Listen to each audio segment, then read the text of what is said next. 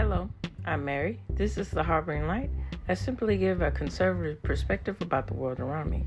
As I like to do in the beginning of the podcast, mention my social media and audio platforms. Social media, I will link that in this podcast. Audio platforms, I'm on Pandora, I'm on iHeartRadio, I'm on Audible, Amazon Music, I'm on Spotify for podcasters, Overcast, and I'm looking to grow to wherever you enjoy your podcast. I am on that.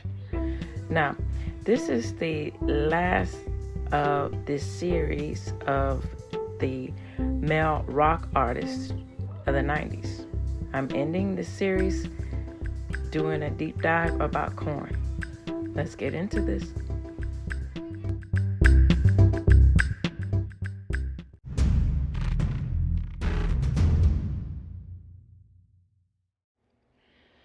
The group began their existence as the Bakersfield, California-based metal band LAPD, which included guitarist James "Monkey" Schaefer and Brian "Head" Welch, bassist Reginald Arvizu, and drummer David Silveira. After issuing an LP in 1993, the members of LAPD crossed paths with Jonathan Davis, a mortuary science student moonlighting as the lead vocalist for the local group Sex Art. They soon asked Davis, their frontman, to join the band, and upon his arrival with the quintet, they renamed themselves Korn. They recorded their demo along the lines with Slipknot and the likes of that, and it was sought after to the most prominent rock producers of the late 90s. After signing to Epic's Immortal imprint, they issued their debut with the self-titled album in late 1994, with a relentless tour schedule that included openings for Ozzy Osbourne, Megadeth, Marilyn Manson, and 311. The record slowly but steadily rose in the charts, eventually going gold on the back of hit single Blind, combining dark lyric content about child abuse, molestation, discrimination, and drug addiction, with hip-hop influencers and a down-tuned guitar sludge. Korn, they were unconventional, but they were at the forefront of the movement that would be dubbed nu metal. The band's 1996 Grammy-nominated follow-up, Life is Peachy, was a more intimate smash, reaching the number 3 spot on the pop album charts. The album featured Adidas, or Adidas, as a pronunciation, and a cover of Ice Cube's Wicked with Deftones frontman Chino Moreno. That same year, the band kicked off their inaugural stint of the Family Values Tour, featuring a lineup that consisted of friends and contemporaries: Limp Bizkit, rapper Ice Cube, German industrial metal band Rammstein. Following that, Follow the Leader eventually went quintuple platinum and sold over 10 million copies worldwide. After capping off their summer with being on the main stage of Woodstock in 1999, they began promotion for their fourth effort, Issues, featuring the singles Falling Away From Me, Make Me Bad, and Somebody, Someone. Issues continued Korn's dominance on MTV Rock Radio and the Billboard charts, debuting at number 1.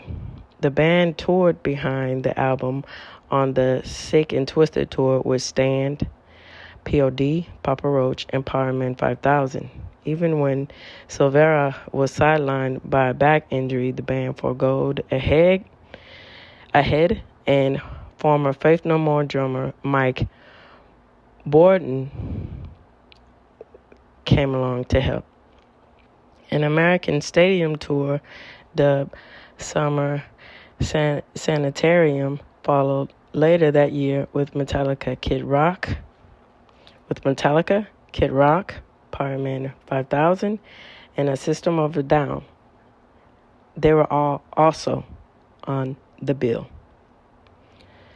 Before the release of their next album, Arvizu released a Gangsta Rapper album, and Davis scored the film Queen of the Damned in the end of 2001. The band then reunited and entered the studio.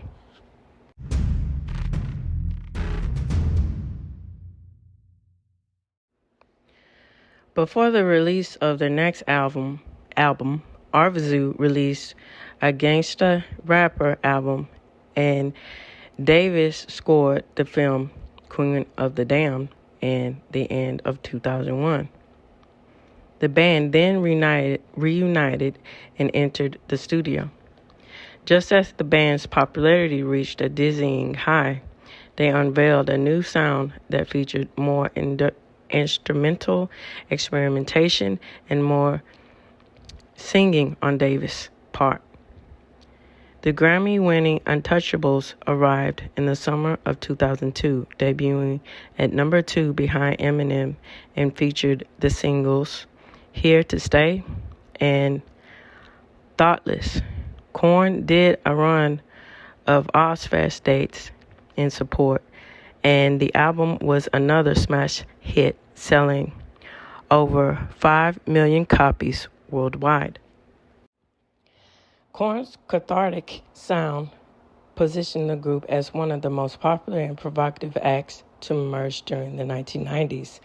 At the forefront of the nu metal/rap movement of the time, they quickly evolved, developing a trademark style that incorporated down-tuned guitars, a groove-heavy rhythm section, and haunted atmospheric production and dark lyrics, courtesy of frontman Jonathan Davis, who grappled with common themes such as childhood trauma, destructive behavior, and inner demons.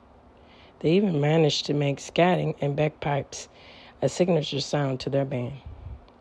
Closing the decade atop of the charts with Issues, Korn remained one of the biggest U.S. rock acts in the 2000s, issuing a string of platinum-certified albums, including Untouchables in 2002, Take a Look in the Mirror, 2003, and See You on the Other Side in 2005. After a few directional detours at the close of the 2000s, they made a turn to the electronic world. As the 2010s came to a close, Korn showed no signs of settling into a comfort zone. The paradigm shift, the serenity of suffering, and the nothing all further ahead their sonic development as they attain statement status. The band approached their third decade together as a united front in 2022 with their 14th album, Requiem.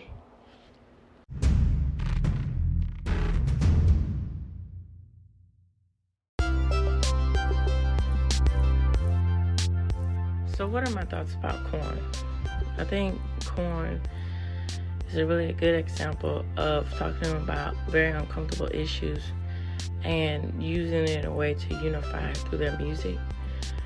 For example, talking about issues like child abuse, discrimination, drug addiction. Those are very harsh topics. And those are topics that is uncomfortable, and a lot of people don't want to talk about them in an honest way. And I think it's very commendable for Korn to use their talents and their platform with music to address these issues and a means to get people to listen and try to unify and people to understand. And I also think the ways in which they wanted to just continue and keep on reinventing and trying new things with music and with their image is a good way to unify, and to another good way to unify and to get people to see that just because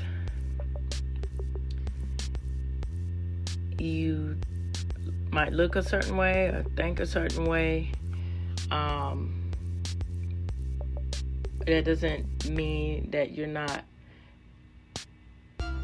dedicated. That doesn't mean that you should be comfortable in how you present things. Now, what am I talking about? So, as soon as they were given the ability to grow, they didn't want to stop. They wanted to continue making music. They wanted to continue to reinvent and do experimental things with the way they conveyed their music. And that's very commendable of them to do that, because to me, again, as an outsider looking in, it just is as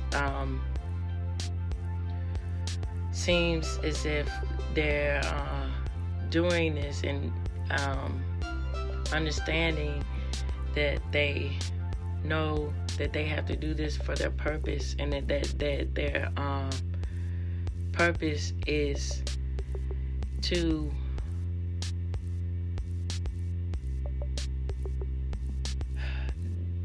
just get out the message, and whatever message that they want to perceive in it at the time, they want to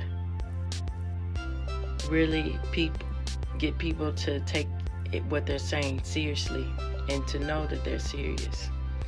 You know, for another example, they were in the popularity of boy bands and pop music at that time. They were hanging in with that popularity of music because they knew that what they wanted to do and what they continue to do is relatable to people, and they wanted to hone in on that and keep focused and do what they had to do and continue to do what they like to do to get this spread across. So people understand that, and I also think that people can feel like it's okay to look different and have different points of views, and even though you look different, you're still relatable. And I think that's even more of a powerful message that Korn is saying and presenting to me from my personal point of view and my particular point of view about this. So this reaches the end of the Harboring Light. As I like to say at the end of the show, tune in and turn up. Take care.